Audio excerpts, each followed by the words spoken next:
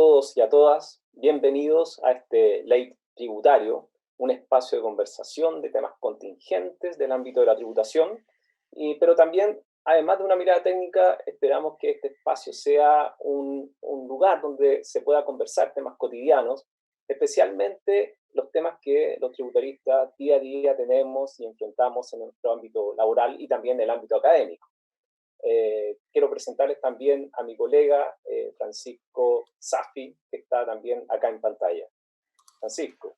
Hola, hola Antonio, hola, buenas tardes a todas y todos. Estamos acá en este primer capítulo del Ley Tributario, muy contentos de comenzar. Eso sí, como primer capítulo estamos grabados, más adelante estaremos en vivo, efectivamente más tarde, para honrar el nombre de este programa, y ahí podremos recibir preguntas en directo de ustedes, comentarios, y la idea sería contar con su participación en el programa. Quienes nos conocen saben que una de nuestras principales actividades o roles en la vida es tratar de desarrollar algo de investigación a través de las universidades en las que trabajamos. Sin embargo, a veces nos parece que esas jornadas de estudio nos alejan de la comunidad, y la idea es que este espacio nos permita compartir experiencias y acercar ese trabajo que nosotros realizamos en las casas de estudio a todos ustedes.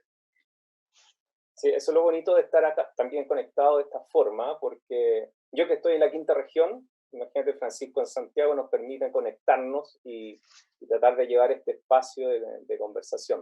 Hoy también uno con el tema de la pandemia pierde la noción del tiempo. Yo anoche, por ejemplo, me quedé hasta como las 6, 5 de la mañana trabajando, estudiando. Claro, mi señora no estaba muy contenta, eso sí, porque yo trabajo con música, entonces hoy día en la mañana me retó porque tenía ya la música muy fuerte y eso a veces genera también problemas. Pero bueno, el costo de hacerlo.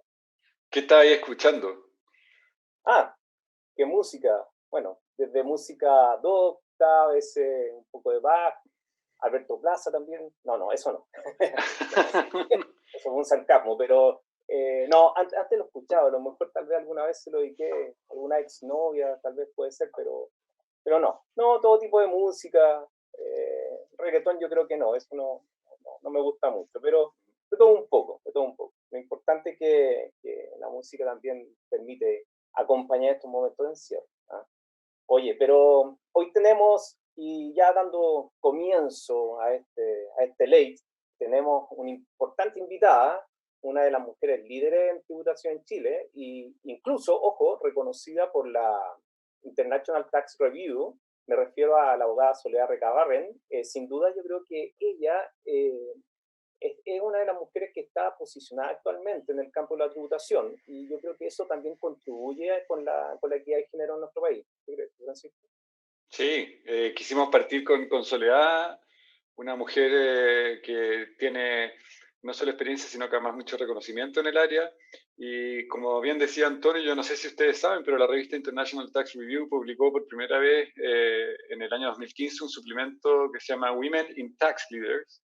Y en el año 2007 Chile apareció por primera vez destacando a mujeres como Gloria Caro, Rocío Crespillo, Mónica Fernández, Cecilia Montaño, Jimena Niño y Pablo Osorio de Deloitte, María Javiera Contreras y Macarena Navarrete de Iguay, Carolina Fuenzalida Merino de Fuenzalida del Valle, Jessica Power de Kerry y a nuestra invitada Soledad Recabarren, socia principal hoy día de Recabarren y Asociados. Oye, Para nosotros es un gusto contar con ella. Sí, también, ojo, es importante también destacar que no recuerdo si el año pasado se unió Carolina Sarabia, que también se me viene a la mente ahora que están nombrando a destacadas mujeres. Yo creo que Carolina Sarabia es nuestra subdirectora de fiscalización del Servicio de Impuestos Internos. No sé si, director, tenemos imágenes de Carolina Sarabia, si lo puede mostrar, pero Carolina, como te decía, yo no sé si es la primera mujer que asume el cargo de subdirectora de fiscalización. Eso no lo tengo muy claro. Ahí tenemos foto de Carolina. La verdad que no lo sé, ahí deberíamos hacer la investigación al respecto, pero yo creo que sí. Lo que sí sé, estoy seguro, es que nunca había una mujer como directora nacional del servicio. Yo sabía que antiguamente una mujer que tuvo un rol muy importante fue Milka Casanegra en los años 60, que después se fue al Banco Mundial. Experta en impuestos, fue integrante de esa comisión que formó el Código Tributario, una de las precursoras en la actividad tributaria y además con mucho reconocimiento mundial. Sería bueno tener una directora nacional del Servicio de Impuestos Internos, a ver si alguna vez la tenemos.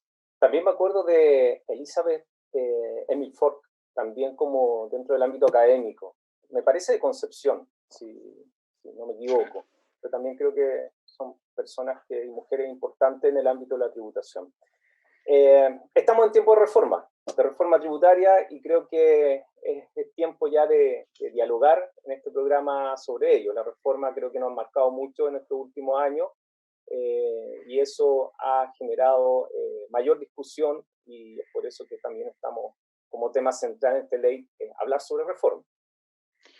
Así es, además que, bueno, en febrero, que parece que fuera ayer, después de este encierro eterno en el que estamos sumidos, se publicó finalmente la reforma tributaria de este gobierno, que partió con el ministro Felipe Larraín, que después, bueno, tuvo una larga tramitación de un par de años. Junto con el estallido social finalmente se llegó a un acuerdo, hubo cambio de ministro, llegó el ministro Briones, salió la reforma. Tenemos una reforma que a su vez ha sufrido los embates de la realidad y la contingencia, lo que ha significado en el contexto de la pandemia mundial volver a discutir algunas cuestiones sobre impuestos. Ahora tenemos un proyecto que a las pymes les da un incentivo tributario grande por 2 años, con la mitad del impuesto de primera categoría. O sea, hay muchas novedades tributarias ocurriendo. Por algo se justifica la existencia de este LATE y por algo, o ley, como quieran llamarlo, pero además podcast tributario, PodTax, que nos cobija y que va a dar espacio a mucha conversación. No está de más decir que yo creo que desde la reforma del 2014, la apertura a la discusión pública sobre impuestos se produjo en parte gracias también a nuestra invitada, en parte la labor que hicieron muchos abogados en ese momento, discutir públicamente. Y eso yo creo que explica el interés que hay en esta materia, más allá del interés técnico propiamente tal que siempre ha existido en materia tributaria. ¿Qué te parece si...? Perdona, ¿qué me...? Sí, te iba a comentar que omitimos al comienzo nombrar a nuestros jefes, Raúl Urbina y a Osvaldo Sepúlveda. Así que también un agradecimiento también por el apoyo en generar a través de Así es. Así es. Este programa y sacarlo adelante. Así que es mi saludo para Raúl Urbina y para Osvaldo Sepúlveda y a todo su equipo técnico que está detrás de este programa. Vamos con nuestra invitada, ¿te parece? Me parece muy bien. Nuestra invitada, Soledad Recabarren. Ella es abogada, licenciada en Ciencias Jurídicas y Sociales de la Facultad de Derecho de la Universidad de Chile. Ella actualmente es socia de Recabarren y Asociados, consultoría tributaria. Y Soledad actualmente es coordinadora académica del programa de Magíster en Derecho, con mención en Derecho Tributario de la Pontificia Universidad Católica de Chile. Soledad, bienvenida por favor a este late tributario. Muy agradecido junto con Francisco de tenerte acá como nuestra primera invitada y poder conversar y dialogar sobre temas de actualidad, especialmente sobre reforma tributaria. Bueno, muchas gracias por la invitación. Yo creo que va a ser una conversación relajada en la que vamos a tocar, no sé, los temas que les interesan a ustedes y sobre todo los que me interesen a mí, que es donde los voy a llevar. Excelente. Gracias, Soledad. Sole, te iba a decir porque nos conocemos hace muchos años, pero bueno, Soledad, gracias por estar acá con nosotros. Veníamos comentando que Sole es una de mis primeras jefas, así que un gusto volver a vernos después de tantos años. Queríamos partir por hacerte una pregunta respecto de tus últimos intereses. Queríamos saber un poco cómo ha sido este paso desde la CPC y la creación del Centro de Estudios de la Legislación Empresarial y Tributaria, entidad que está ahora dedicada a apoyar a las pymes. ¿Cómo ha sido este cambio? ¿Hay algún cambio? ¿Cuáles son tus intereses generando estas nuevas plataformas? A ver, te cuento. Yo me eduqué y saliendo de la universidad empecé a trabajar en una auditora. Y en una auditora uno solo conoce a las grandes empresas. De hecho, yo creo que Juan Manuel Barahona, que fue mi profesor de Derecho Tributario, cuando le preguntábamos, profesor, ¿y los pequeños contribuyentes? Nos miraba y decía, ¿existen? Y eso lo decía en clase. Y la verdad es que después trabajando tú te desentendís absolutamente de lo que son las pequeñas empresas y te abocas un poco a lo que son las grandes.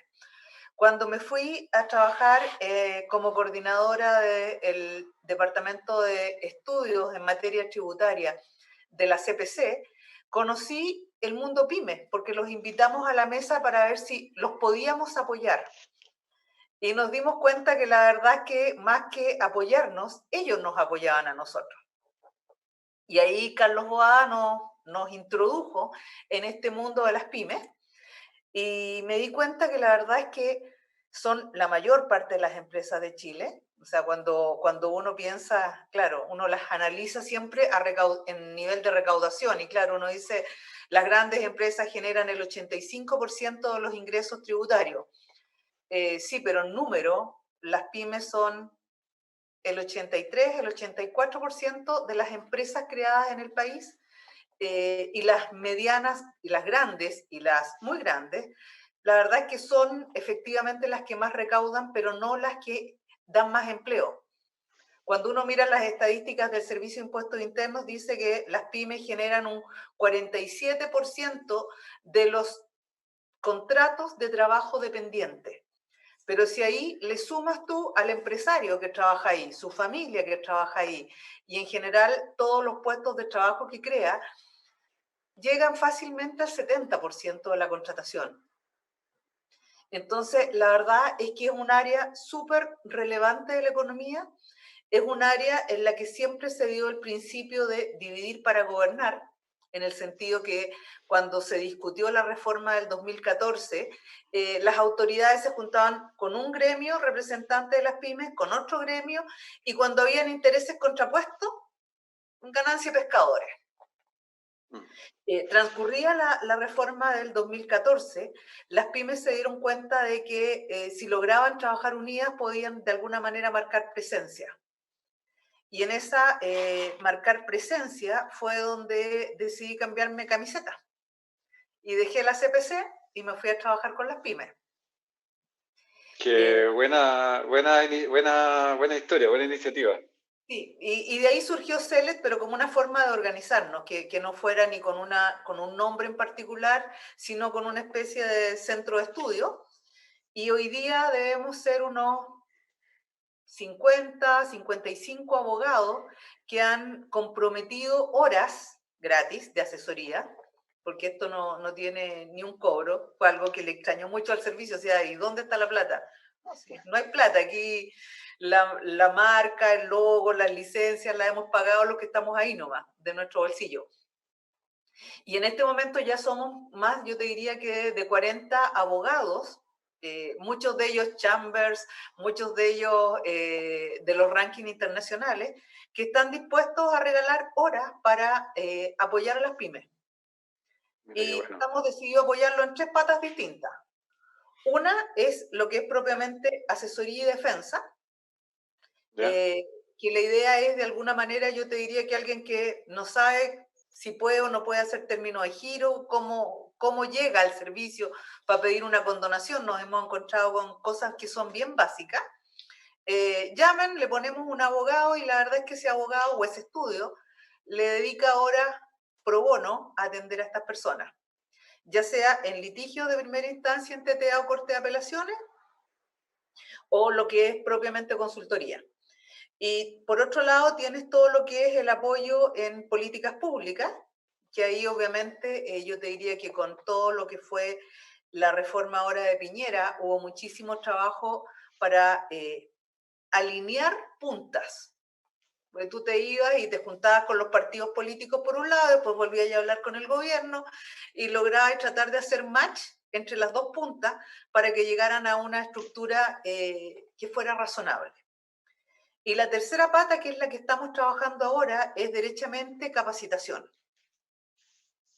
Y ahí yo creo que vamos a terminar haciendo algún centro de capacitación que le permita, sobre todo yo te diría que a los contadores que apoyan a las empresas pequeñas a tener un mayor conocimiento de las normas tributarias.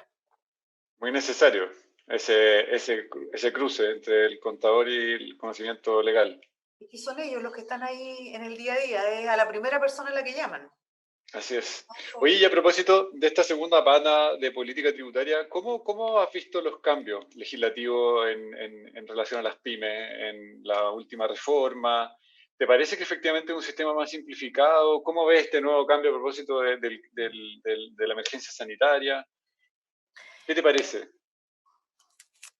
Mira, yo creo que en general los cambios todos han sido buenos, porque se han quedado con lo mejor que tenía la reforma del 2014, como el régimen 14 ter, pero le han quitado un montón de trabas y un montón de limitantes. Obviamente no se dio lugar a todo lo que estaban aspirando las pymes, pero bueno, eso es propio de estos procesos. Pero sí se avanzó muchísimo, o sea, se avanzó mucho en tratar de tener un sistema que permita formalizar a los informales. Cuando uno mira ahora las últimas estadísticas de quiénes son pymes, los propios pymes establecen de que si bien ellos se evalúan entre 1,2 millones aproximadamente de empresas pymes, sostienen que hay más de 1 millón de empresas pymes informales, respecto de las cuales no hay ninguna estadística ni hay nada. Si esas pymes se lograran formalizar, la verdad es que yo creo que pudiéramos, por un lado, recaudar un poco más de impuestos, pero a la vez permitir un crecimiento mucho mejor, porque si ganáis lo que necesitáis para vivir, tendís a quedarte un poquitito pegado. Y la idea, por lo menos de una buena parte de las pymes, es crecer. Soledad. Y hay que darle la facilidad para que crezcan. Sí. Y en este camino hacia la formalidad que tú estás planteando, si una pyme quiere tomar la decisión en un terreno más práctico, de decir, bueno, ¿qué régimen de tributación quiero optar? Y la actual reforma le ofrece un régimen general pyme y un régimen de transparencia. ¿Qué debiera considerar una pyme al momento de tomar esa decisión de ir por uno u otro régimen? Yo te diría que al final del día tenéis que considerar por lo menos dos cosas. Uno es tu nivel de facturación y lo otro, cuánto de esa facturación tú la destinas a tus gastos de vida, cuánto retiras. Porque en la medida en que tú, la verdad es que te consumes lo que generas, te tenés que ir al régimen de transparencia. No tenéis que pensarlo mucho. ¿Por qué? Porque por un lado tenéis el hecho de que tu contabilidad la podéis llevar en un sistema caja, en el cual todo lo que recibes es ingreso y todo lo que desembolsas es gasto, y vas a tributar con global complementario, liberándote de pagar el impuesto de primera categoría. Y cuando uno mira las estadísticas, se da cuenta que la tasa media en Chile jamás ha llegado al 15%. Por lo tanto, muchos de estos pymes, realmente estos pymes que están partiendo, la verdad es que están en los tramos exentos. Y eso hace que ellos tengan el control, sean contribuyentes, pero a la vez estén liberados de pagar impuestos.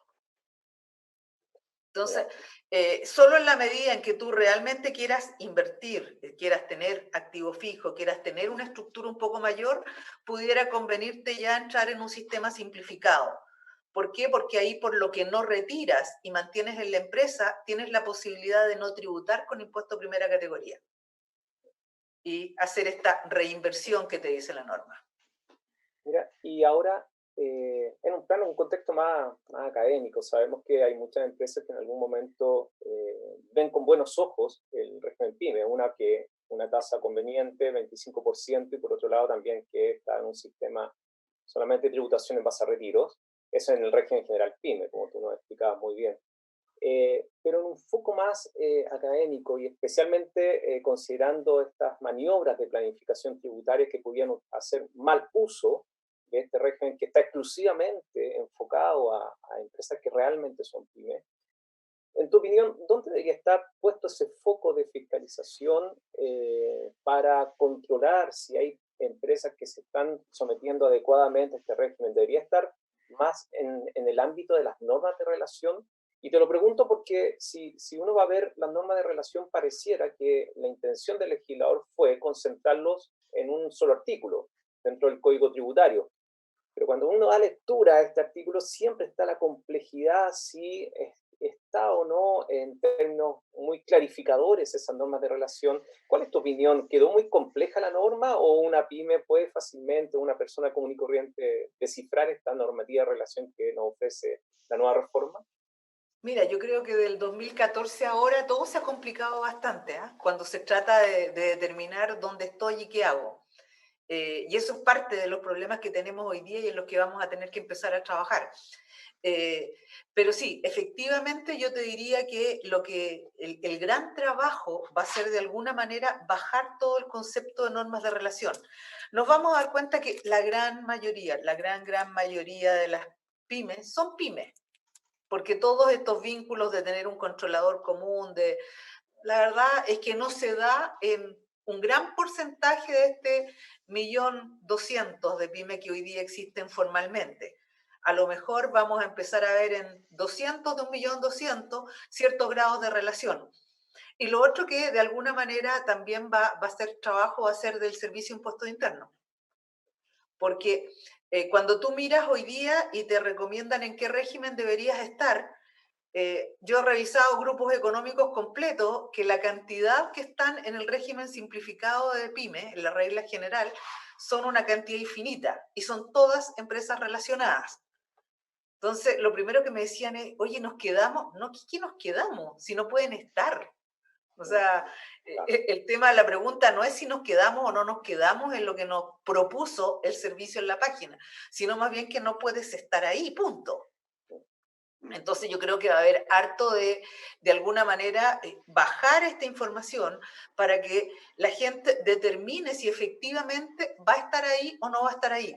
Cuando uno mira las estadísticas del servicio, de repente se encuentra con que te dice cuántas empresas hay en cada tipo de régimen tributario. Y aquí uno se mete en las estadísticas del Servicio de Impuestos Internos en la página y no hay que ser un genio para encontrar toda la información. Y de repente dice, hay 17 grandes empresas en renta presunta. Y tú decís, a ver, esta cuestión no puede ser. O sea, no puede ser, primero porque en el 2014, por volumen de ventas, por un montón de parámetros, no puede haber ninguna gran empresa en renta presunta.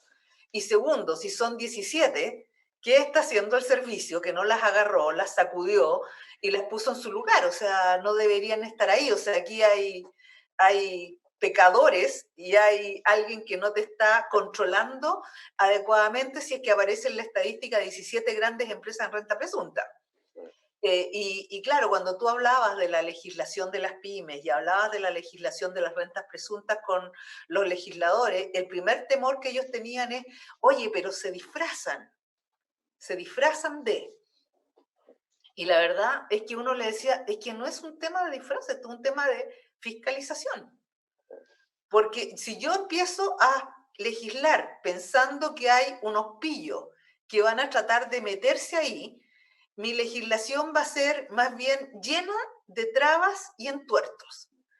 Cuando yo pongo sanciones súper rígidas para que un subido por el chorro tome un carácter que no le corresponde, oye, las penas del infierno, pero legisla simple y aplica sanciones graves.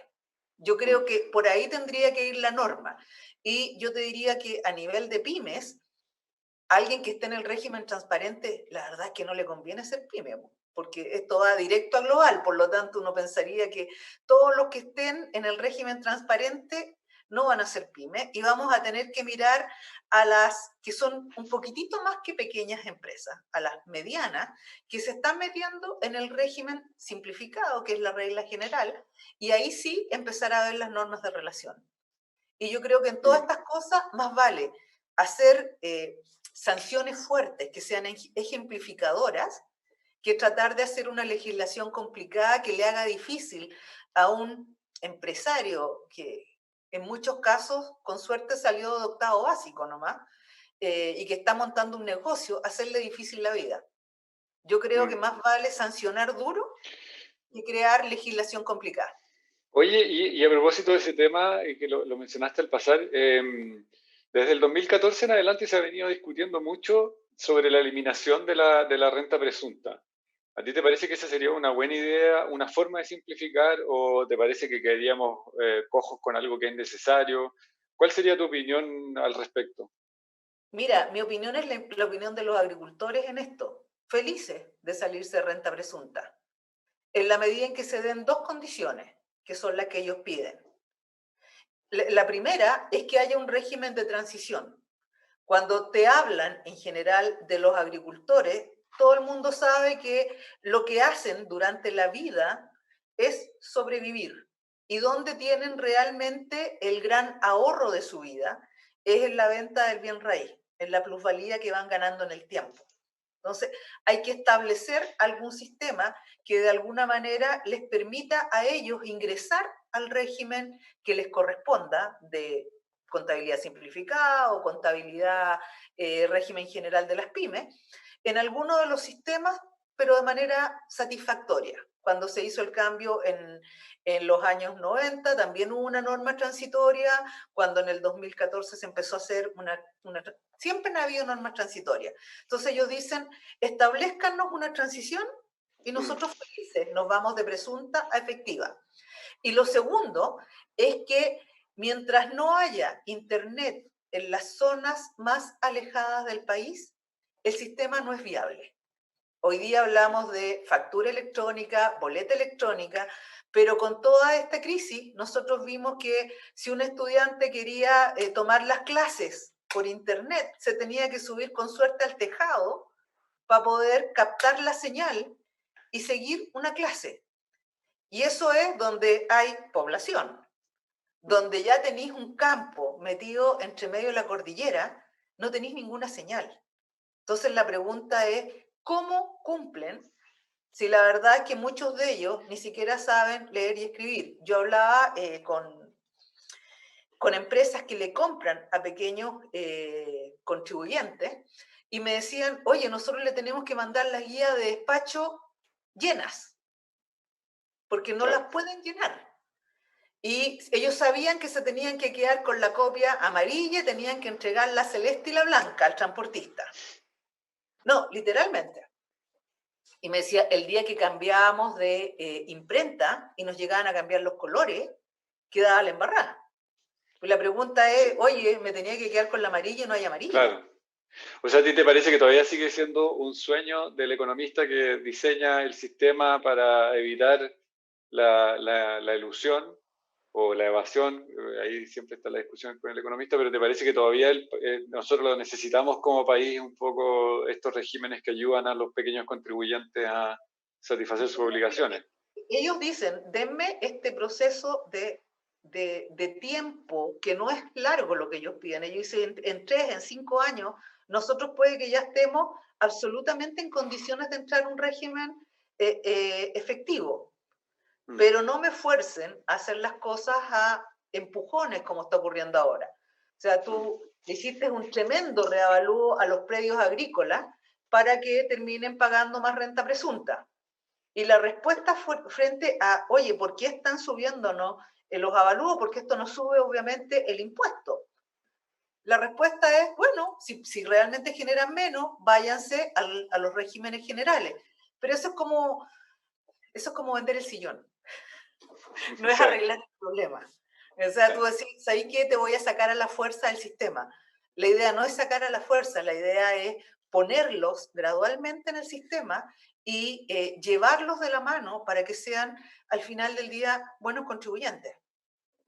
Oye, a propósito también, y cambiando, o sea, a propósito de diseño de sistema y de pensar cosas nuevas, a lo mejor podemos cambiar un poco de tema y pensar en lo que se viene, se supone que pronto, El expresidente Lago hace poco escribió una columna en el Mercurio hablando sobre la importancia de los principios de un régimen tributario, la importancia de conversar sobre esos temas de una manera más amplia. Se viene el plebiscito constitucional, se supone que sabemos cuándo, pero todavía eso puede estar abierto a discusión. ¿A ti te parece que la Constitución necesita cambios en materia tributaria? ¿Crees que es necesario agregar o quitar algo del texto constitucional en esta materia? ¿Te parece que es suficiente lo que tiene? ¿Te parece que no necesitamos una Constitución con más detalle en materia tributaria, como sí podría ser en otras áreas económicas? ¿Qué opináis de eso? Yo creo que tenemos que conversar sobre impuestos, que es un poquitito lo previo. Porque claro, yo te puedo dar mi mirada, pero a lo mejor no concuerda con la mirada de otro, y vamos a entrar en estos roces de cómo vemos los impuestos. Yo creo que sí, o sea, primero, sí requerimos todos los principios generales que hoy día tenemos, o sea, igual distribución de la carga pública, legalidad de los impuestos. Necesitamos que de alguna manera esas cosas sean principios que la gente los entienda como propios y como nacidos de sí, porque hoy día se produce un rechazo, como decían algunos, sin siquiera haber visto en su vida una constitución, pero había que rechazarla porque era la constitución de Pinochet. Entonces, como ese era el principio básico, y después los otros te decían, oye, pero tiene churrocientos mil cambios, Lagos la revisó entera, pero igual, o sea, la gente tiene que leerlo, por algo ha sido uno de los libros más leídos en el último semestre, y tú decís, la Constitución como bestseller. Sí, porque la verdad es que la gente tendía a opinar sin haberla revisado. Y hay muchas cosas de ahí que se salvan y hay que hacerlas propias para que estén en la nueva Constitución. Y hay otras cosas que a lo mejor hay que preguntarse. O sea, yo diría, ¿por qué los impuestos tienen que ir a un fondo nacional y no poder hacer fondos regionales? Es decir, si por todos lados estamos mirando que los impuestos regionales son sanos. Se creó este impuesto que la verdad es que por un buen rato no va a servir para mucho, que es el impuesto a los nuevos El activos 1%. para que se queden en regiones, pero tenía y otros impuestos también con fines particulares. El impuesto al diésel se estableció para poder mejorar la infraestructura carretera de Chile. Y ese es el sentido. Hoy día tendríamos que volar ese principio y tendríamos que hablar del impuesto al diésel como un impuesto verde, con un sentido totalmente distinto. Pero ¿por qué no establecer que algunos impuestos pueden irse a ciertos fondos especiales? Y yo creo que habría gente que a lo mejor lo aceptaría, tal como todo el mundo dice, ¿por qué no ampliamos el concepto de donaciones? Porque esa es una forma en que yo regalo plata, pero para un fin que yo estimo desde mi punto de vista bien personal, que lo necesita. Y Sí, en eso son una maravilla. Va a ser una discusión entretenida esa de volver a conversar sobre los principios básicos, además cómo se vincula con la propiedad, el resto de las reglas constitucionales. Yo creo, Antonio, con esto te doy la palabra, yo creo que nosotros deberíamos abrir una sección que no la habíamos pensado antes a propósito de esta conversación, que se llamara la discusión tributaria constitucional. Y la dejamos, la Sole con su primera opinión y la abrimos una sección, una pregunta obligatoria para todos los invitados. Yo creo que es tema y es lo que se viene. Y ojo, también aprovecho de dar el dato que se viene nuestra segunda jornada de Derecho Tributario. Y el tema central es Derecho Tributario Constitucional. Y enfocado en estos tiempos del plebiscito, vamos a ver si finalmente se va a llevar a cabo o no. Pero quizás podríamos discutir. Quizás le podríamos pedir a Raúl y a Osvaldo que nos dejen un link por ahí y le podemos subir la convocatoria a todos los que estén, a todas y todos los que estén interesados. Ojo, que se viene esto a fin de año, va a ser el 26-27 de noviembre, así que aprovechamos de dar el dato. Es la Adolfo Ibáñez este año. Sí, es la Adolfo Ibáñez. Todos pasando datos. Y el próximo año, la Universidad Austral de Chile. Allá con la querida Patricia Toledo, así que también le mandamos un saludo a Pati que está en Valdivia. Bonita ciudad para llegar. Y Soledad, también te invitamos, si quieres publicar tú algo para la jornada. Este próximo año va a ser en Valdivia, así que estaríamos viajando toda Valdivia si es que la pandemia nos permite.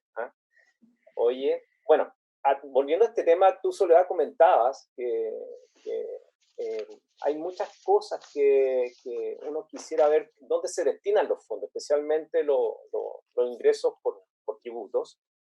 Y nos encontramos, por ejemplo, con las publicaciones o con esta nueva medida que adoptó el Servicio de Impuestos Internos de informar a todos los contribuyentes dónde están destinados nuestros impuestos. ¿Te parece si esto es una buena medida de transparencia que está adoptando el gobierno? ¿Hay cosas que se podrían mejorar? O proyectando esto, obviamente, de cómo se redistribuye el ingreso relacionado con los impuestos, sin lugar a dudas. ¿Qué crees tú, colega? Yo creo que es súper sano que la gente sepa que paga impuesto y cuánto impuesto paga.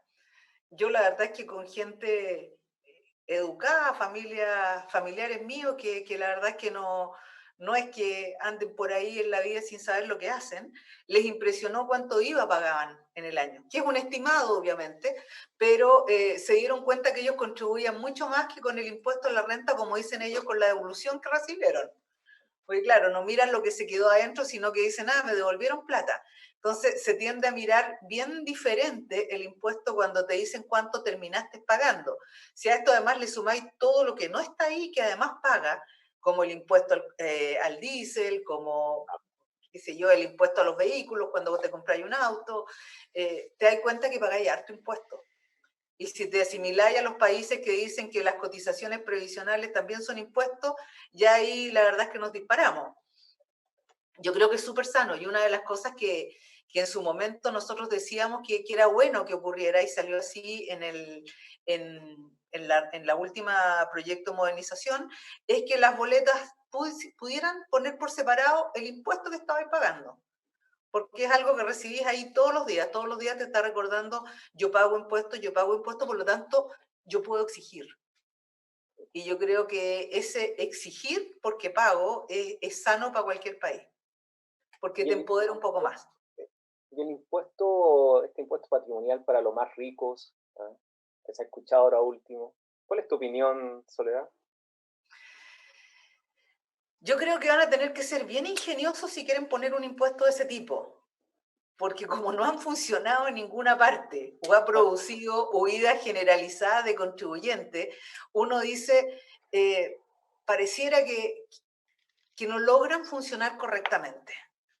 Entonces uno dice, no es al final del día cuánto impuesto quiero que la gente pague, sino también cómo va a reaccionar la gente a los impuestos. Cuando uno le enseñan derecho tributario, le dicen que los impuestos también son una forma de motivar a la gente a que haga o deje de hacer ciertas cosas, ¿no es cierto? Realice ciertas conductas porque tienen beneficios o dejen de realizar ciertas conductas porque tienen esta sanción.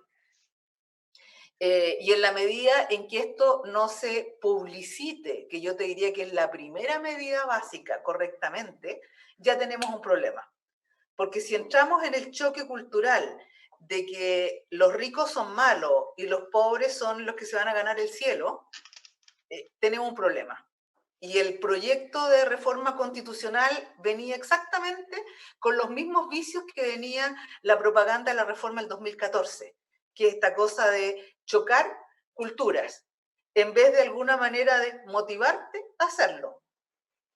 Sí, estoy de acuerdo con esa... Y eso es como, claro, porque si tú logras a la gente convencer que es bueno pagar impuestos, que es bueno hacer ciertas cosas, que es bueno para el país, no sé, como hizo la CPC, donar respiradores y hacer un fondo, la verdad es que por lo menos un palmetazo en la espalda, ¿cachai? Es lo mínimo que uno esperaría, y no un puñete. Entonces uno dice, la verdad es que tenemos que ir menos al choque y más al convencimiento.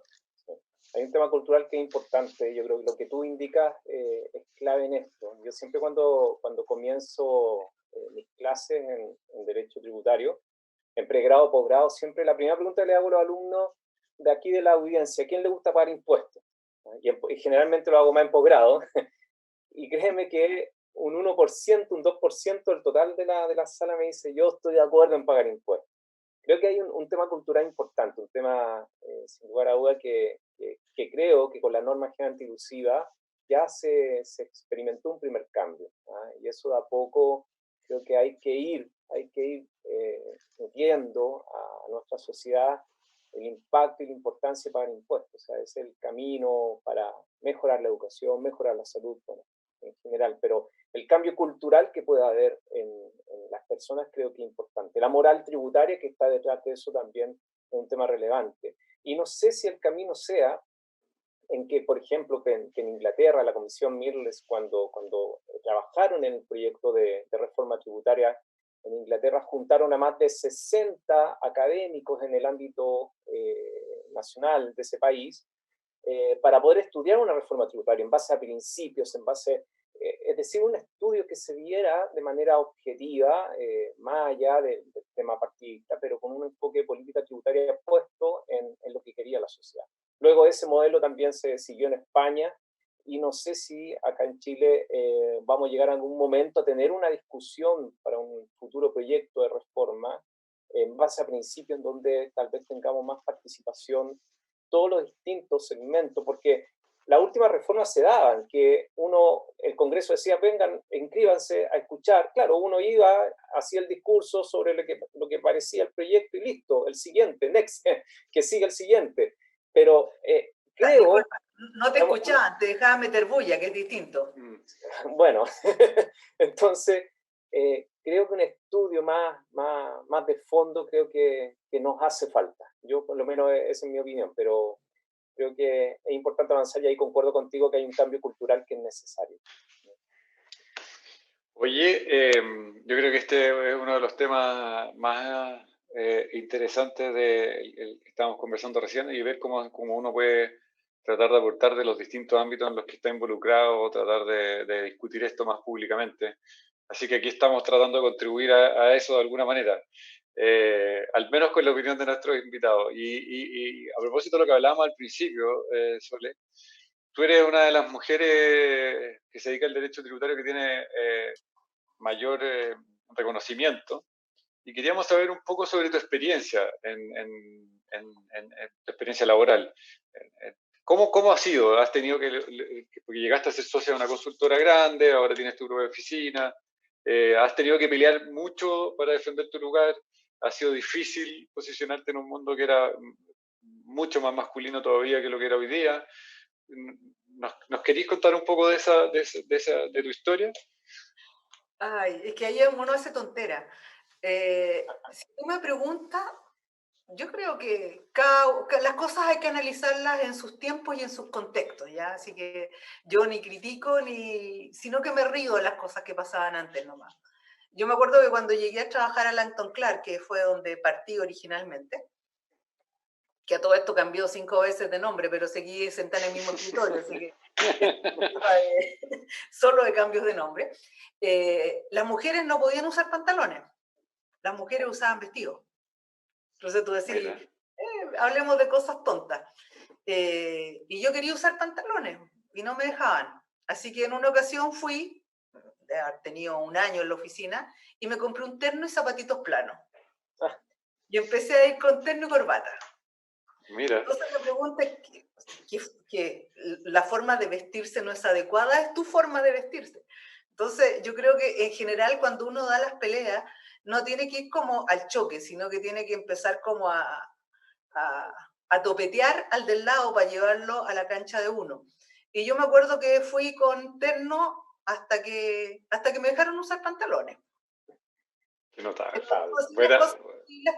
Complementando a poco, cuando me hicieron socio, claro, fui la primera mujer y era una cuestión súper incómoda, porque yo llegaba al comedor de socio y todos se quedaban callados, porque antes de que yo entrara estaban hablando a chuchá, carabato, ¿no?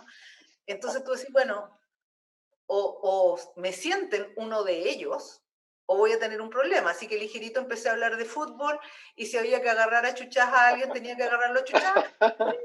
Y en la medida en que ya te miraban como un par, como un igual, tú decías, ya, aquí esta cosa se rompió. Se rompió ese hielo. Entonces, en general, tenéis que tratar de romper esos hielos.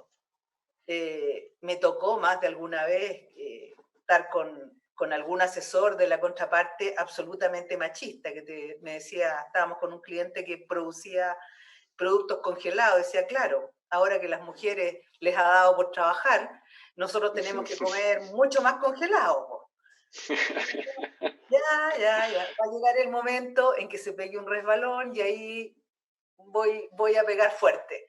Pero claro, yo creo que no vale la pena irse al choque, sino que uno tiene que esperar como los chinos pacientes sentados en la puerta de la casa a que pase el cadáver de tu enemigo. Ese es el Claro. momento. Irse necesariamente al choque, la verdad es que cada vez que me he ido al choque me he ido mal. Así que yo creo que no es la forma. Además que cuando las mujeres logran entender cuáles son sus características que la pueden hacer mejor profesional, la verdad es que te volví indispensable. O sea, Claro. cuando estáis tratando temas de familia con tu cliente y si tus hijos los vaya a tratar igual o no, los vaya a meter a la empresa. O sea, hay muchos casos en que tenéis que tomarle la mano y empezar a decirle por qué hay que hacer las cosas. Y yo creo que ahí las mujeres tienen más sensibilidad que los hombres. Sin O duda. cuando hay de repente una fiscalización. A las mujeres es mucho más fácil poner cara de hueona. Notable. Pero sí es cierto. Los hombres esperan que sean todos reyes, machos, y si además dicen que son abogados, ya saben que te dan con la puerta en las narices. En mis primeros años, yo con suerte era la secretaria del contador, y cuántos papeles tengo que traer, y cómo lo hago, y ponís cara de tonta, y la verdad es que funciona. Sobre todo en un país machista, porque entre más machista es el país, más fácil es para la mujer. Porque ahí los hombres obviamente salen con este halo de macho protector y te tratan de ayudar más de lo que te ayudarían si es que llegáis con este aire de yo profesional de primera línea que vengo a aclarar este problema. O sea, yo creo que cada uno tiene que usar lo que tiene. Oye, y en la formación de lo que se viene para nuestros futuros colegas, los que están pensando en formarse en el ámbito de la tributación, ¿qué crees tú que falta para mejorar esta formación en el derecho tributario? Yo te diría que lo que falta es aterrizaje. El duro y triste aterrizaje. O sea, un abogado que empieza a ver impuestos y que no entiende contabilidad, pero contabilidad dura, la verdad es que se pierde la mitad del derecho tributario. Entender cómo funcionan realmente los negocios y el fenómeno económico que hay detrás, la verdad es que es súper relevante. Entonces, yo te diría que todavía de repente en las clases tienden a ser medias etéreas. Y yo fíjate que me gustan las cosas aterrizadas, con ejemplos concretos, con casos, con problemas reales. No a nivel de reales de los números, porque no me interesa, ¿cachai?, bajar una nota porque se equivocaron en hacer un cálculo, sino más bien que entiendan exactamente qué es lo que hay detrás. Es decir, cuando tú hablas de un leasing y por qué contablemente se contabiliza como se contabiliza, que entiendan que el fenómeno económico que hay en un leasing financiero es que estáis haciendo una compra a plazo, económicamente hablando. Entonces, es distinta la forma en que analizáis las instituciones cuando entendís bien el fondo económico que está detrás. Entonces, cuando manejáis contabilidad y cuando entendís un poquitito de negocio, y los que no tuvimos la suerte de nacer en una familia de empresarios, la verdad es que hay que aprender parando la oreja nomás y leyendo, y cuesta mucho más. Entonces, yo la verdad es que le daría más tiempo en general al derecho a que sea un derecho aterrizado. Y yo creo Quizás que deberíamos pasar al sistema más gringo, o de tener 3 años nomás de enseñanza y 2 años más de práctica, o 2 años más de habilitación y 3 años nomás de estudio. Quizás es una combinación, o sea, por el estilo de función. Cuando tú contratáis a un abogado recién egresado y le decís, hazme una sociedad, no tiene la más remota idea cómo hacer una sociedad. No sabe. Así es. Así es. No sabe, te puede repetir montones de artículos del Código Civil, del Código Comercio, pero no es capaz de escribirte algo que tiene que poner por escrito, y eso es un tema. A mí me pasa mucho que los cabros de repente se vuelan y son teóricos. Entonces, ¿sabéis qué? La respuesta que me estáis dando no sirve para nada. Oye, y yo creo que hay que aterrizarlo. Sí. Y tú cómo, a ver, tú sabes, con Francisco nosotros, bueno, nos dedicamos a investigar principalmente. El mayor tiempo de que nosotros invertimos en nuestra jornada laboral es en el ámbito de la investigación. ¿Tú cómo nos percibes o cómo percibes a la investigación en Chile en el ámbito del derecho tributario? Tal vez a lo mejor, no sé, se pensará que nosotros somos un poco más, no sé si fome, Francisco, o somos más lateros, que investigamos, o a lo mejor nos vamos en esa bola teórica que a veces no sé si es necesario o no, pero a lo mejor por eso el nombre de esto, ley, es como latero tributario, no sé si hace el nombre por ahí, pero ¿qué crees tú, Sole? ¿Crees que es necesaria hacer más investigación en Chile, especialmente en el ámbito tributario? Y conjugándolo siempre con el ámbito práctico. No, sí, es básico. Es básico porque los que estamos todo el día en lidiar, no tenemos ese tiempo para pensar las cosas en profundidad. Y eso es parte de los pecados que tenemos los que estamos todo el día arremangándonos las mangas. O sea, si... Ahora, cuando tú tienes un investigador que ha tenido esquina, es decir, que ejerce, que está viendo problemas día a día, la verdad es que yo no tengo ni un problema que investiguen todo lo que quieran. ¿Por qué? Porque están viendo la realidad y la estás aplicando el marco teórico. Lo que no puedes tener son investigadores que no le hayan trabajado un día a nadie en el terreno real. Porque si no, salvados. Problema, estáis salvados, sí. Supone, ahora en las últimas encuestas veíamos a raíz del FOGAPE, que se decía, oye, es que las pymes son 400.000 nomás porque esas son las que facturan todo el año. ¿Sí? Oye, y los agricultores que facturan en temporada, que están todo el año trabajando, pero que emiten factura cuando cosechan. O sea, no son pymes, no son dignos de estar en las estadísticas. Entonces tú normalmente esperáis que quien dé una opinión fundada sobre algo, pucha, por lo menos se aterrice y no se quede en este marco teórico. Por eso la investigación no es un problema, pero que sea una investigación con alguien que tenga esquina, que haya visto el mundo real, porque si no te pegáis una bola que no te lleva a ninguna parte. Oye, Sole, estamos llegando al final del programa para hacer el debut, se nos pasó volando. Te queremos dar 1.000.000 de gracias por tu disposición a conversar. Creo que ha sido una conversación muy interesante. Muy cercana. Muy cercana. Creo que nos va a servir para que nos conozcan más. La gente que no necesariamente trabaja en el mundo tributario conozca más tu trabajo, conozca más lo que haces. Queremos dejarte un poco de espacio antes de despedirnos para ver si quieres decir algunas últimas palabras o si tienes algo que comentarnos. Con total relajo, no obligación. No, sí, es que falta tanto por hacer. Yo te diría que tenemos que pensar el sistema legal como un todo. La verdad es que yo creo que parte de nuestros problemas es ponernos de repente ¿cómo se llaman estas cosas que ocupan los caballos? La anteojera. Las anteojeras y echarle para adelante. Por ejemplo, yo creo que hay que cambiar toda la normativa cooperativa para que sea una forma de asociación de pequeñas y medianas empresas. Cuando tú miráis en el norte, supón los que le prestan servicio a las compañías mineras, los camioneros se han organizado de repente como sindicato, porque no ven otra forma de asociación para poder enfrentar a una contraparte que es tremendamente grande. Y tú decís, pero es que ellos no son sindicatos, pues no son empleados dependientes, no cumplen ninguna característica.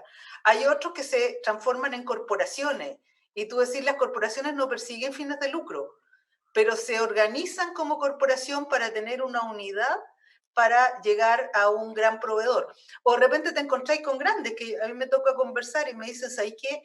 Yo feliz de reciclar, pero no me quiero entender con 140.000 carretoneros, ¿cachai? Que recogen y me traen todo lo que yo necesito y que estoy dispuesto a pagar. Entonces tú tenés que de alguna manera pensar en estructuras que puedan organizar a toda esta mini empresa y que puedan conversar y proveer a una gran empresa. Y ahí tenemos que meternos en normas que son civiles, comerciales, que no son necesariamente tributarias, pero que sí son gran necesarias. punto. Así es, yo creo que la reforma del 2014 fue un claro ejemplo de eso. Ahí se podrían haber hecho otro tipo de cambios que hubiesen simplificado el tema tributario con cambios legales. Antonio, les recordamos a nuestros Sí, vamos a recordar a nuestra audiencia que si bien esto está grabado el día, este primer lanzamiento de nuestro programa, los que vienen van a ser en vivo, así que agradecemos nuevamente a Soledad Recabarren por su disposición, por su cercanía, por entregarnos su experiencia y también su conocimiento en el ámbito de la tributación. Estamos muy agradecidos, Soledad, por haber aceptado nuestra invitación y comenzar este programa, el Ley Tributario, y esperamos que nuestra audiencia también dejarlo invitado para la próxima sesión, que va a ser en 15 días más, el próximo programa, y que va a ser en directo. En vivo y en directo. En vivo y en directo. Hay que agradecer que no tuve preguntas. Menos mal. Bien, pero... Oye, muy agradecido y nos despedimos entonces. Un gusto haberlos visto. Igual, gracias Sole, te pasaste. Muy bien. Y mientras nos despedimos, Soledad, Francisco, bien, un agrado nuevamente compartir contigo, amigo mío, así que te mando un abrazo desde la quinta región, ¿ah? Eso es bueno también, compartir desde regiones, así que te mando un fuerte abrazo desde acá y también a Soledad. ¿Ah? Gracias. Nos Adiós. vemos.